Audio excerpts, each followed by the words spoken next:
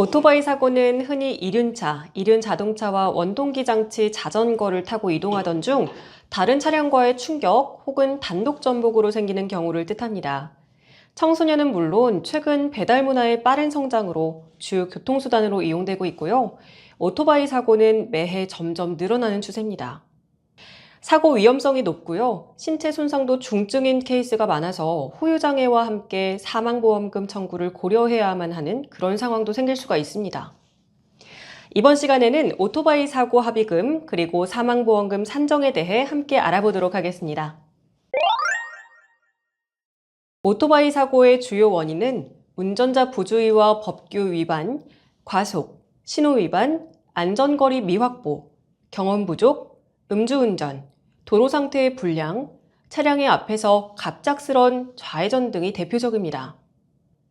최근 5년간 오토바이 사고는 배달 운송업 확대와 함께 증가세를 보였습니다. 전체 사고 원인 중 안전운전 의무 불이행이 50% 이상으로 압도적인데요. 다중차량 사고의 75%는 자동차와의 충돌, 단일 차량 사고 중 66% 이상은 라이더의 조작 미숙 등이 원인입니다. 차량 고장은 실제 사고 원인의 3% 미만에 불과합니다. 몸을 보호하는 장비는 겨우 헬멧뿐이기 때문에 신체에 직접적으로 충격이 더해진다면 심각한 부상으로 이어지게 됩니다. 그러므로 개인보험의 경우 대다수의 오토바이 사고는 보상 대상에서 제외하는 것이 현실입니다. 자동차 보험 대인배상에서 합의금 산정의 중요한 부분은 운전자의 과실 비율, 신체 손상, 특약 한도, 노동 상실률, 급여 수준이라고 할 수 있습니다. 경미한 손상인지 중증의 손상인지 또 사망보험금 청구 사건 등 각 상황에 맞는 약관 적용을 해야 합니다.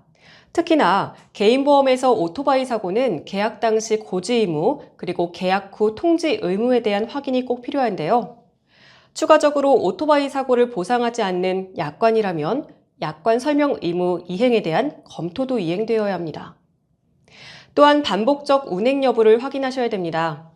본인 소유의 오토바이가 없고 또 사고 이력이 없는 상황에서의 일회성 운전인 경우에는 보험금 청구 가능성이 열려 있기에 종합적 판단을 먼저 한 뒤 보상 여부 결정을 할 수 있습니다.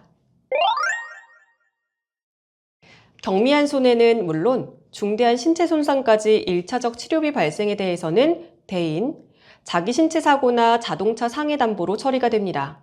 혹시 신체에 회복되지 못할 장애가 남은 경우 혹은 사망으로 이르게 된 경우라면 일 실수입 감소에 대한 위자료와 휴업 손해 등 역시 합의금 대상이 될 수 있습니다. 회사와의 적정한 합의금 산정에 대한 다툼이 일어날 것은 어느 정도 예상 가능한 일인데요. 회사에서는 보험금을 적게 지급하려 할 것이며 청구인은 조금 더 높은 보상을 요구할 것입니다. 이 과정 중 누가 더 객관적이며 합리적인 주장을 하느냐, 그것에 따라 보상금액의 차이가 크게 발생할 수 있는 것입니다.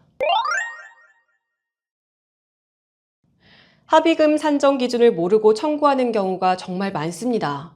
그러므로 회사 측에서 제시하는 조기 합의에 빠르게 응하는 경우도 굉장히 많은데요.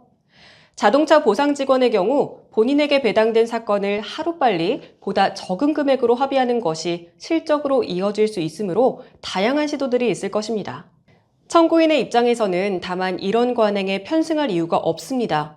먼저 충분한 치료를 우선적으로 해야 하고요. 그 이후에 합의에 응하는 것이 현명합니다. 지금까지 나우손해사정법인이었습니다.